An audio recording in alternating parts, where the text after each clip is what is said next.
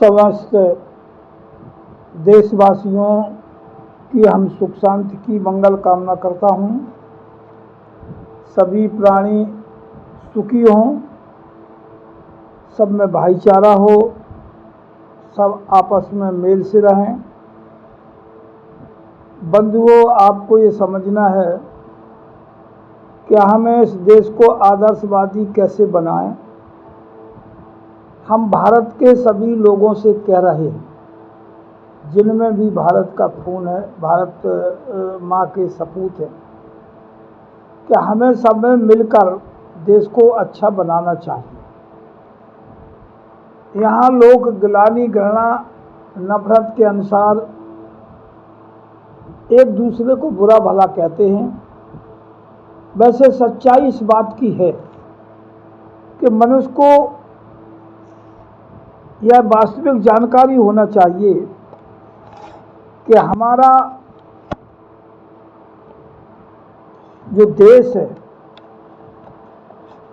हम किस लिए यहाँ पैदा हुए, हमारा नैतिक कर्तव्य क्या है और हमें जो जिम्मेदारी दी गई है, जो लोगों ने मुझे इस देश का मालिक बनाया है, मैंने उस जिम्मेदारी को पालन नहीं कर पाया है। ये मैं देश हित में बात कह रहा हूँ। मेरा कहने का मतलब है देश हित का, कि इस देश का हित कैसे हो, देश का कल्याण कैसे हो, क्योंकि लोगों तक अब ये पता नहीं है। यह संसार कार्य कारण पर निर्भर है। पहले तो आपको ये अच्छी तरह अवगत कर कि यहाँ हर बातों के मूल में कारण सच्चा देख, और बिन कारण संसार में पत्ता हिले नहीं।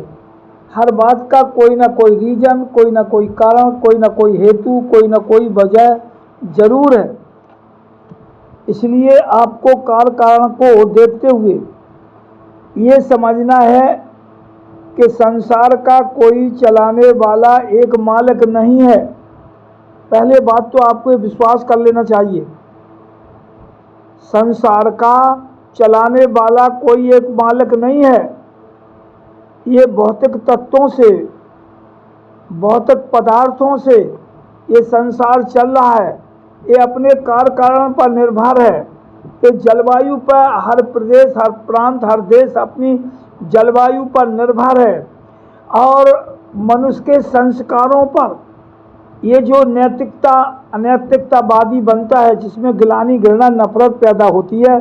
जैसे आदमी ने जात पात ऊंच नीचे खड़ा कर लिया, तुम अमुक जात तुम अमुक जात, जबकि मनुष्य में कोई जात नहीं होना चाहिए। एक मनुष्य अच्छा होता है, एक बुरा होता है, एक गरीब होता है, एक अमीर होता है, एक गोरा होता है, काला होता है।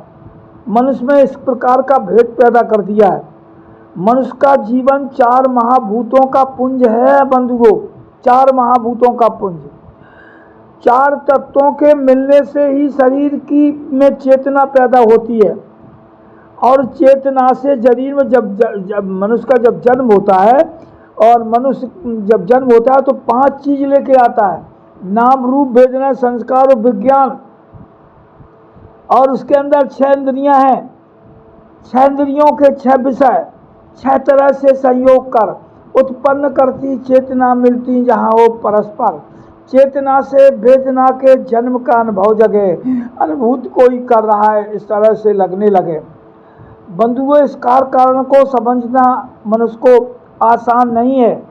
जिसने इस चीज को समझ लिया कि ये संसार सम्यक दृष्टि वाला है, सम्यक कर्मांत वाला है, यहाँ सम्यक कर्म होना चाहिए, सम्यक आजीविका होना चाहिए, तो मनुष्य उसी दिन अच्छा बनना शुरू होगा। इस जीवन के बाद मनुष्य का दोबारा जीवन नहीं होता है। वो मनुष्य कभी नहीं आता है। जैसे आम के पेड़ से जो फल गिरे, वो फल दोबारा आम आम की जो गुठली पड़ी, आम का जो बीज पड़ा है, आम तो हो जाएगा, लेकिन दूसरा आम होगा, वो आम नहीं होगा। ये बिल्कुल ध्यान से अपने काल लो, क्योंकि भौतिक तत्वों से वो भी आम बनाता है, ये भी जो दोबारा पैदा होगा ये भी भौतिक महाभूतों से बनेगा। इसलिए अब ये कैसे जलवायु में पलता है ये आम, कैसा कैसा उसमें जहाँ पैदा किया जाएगा उसको कितना उसको उर्वरक उसमें दिया जाएगा। छोटा आम हो सकता है, बड़ा आम हो सकता है, ज़्यादा गठीला हो सकता है, ज़्यादा स्वादिष्ट हो सकता है, मीठा हो सकता है। ये वहाँ की जलवायु पर निर्भर करता है, वहाँ के वातावरण पर निर्भर करता है। इसी प्रकार से मनुष्य जो भौतिक तत्वों से बनता है, यानी रज बीरज और गंधर्व, 3 चीज़ों से मनुष्य पैदा होता है। ये सारी आप अरे जब जो लोग कहते रहे उस बात को क्यों आप मानते जो आपको प्रत्यक्ष में सत्य नहीं लगती है।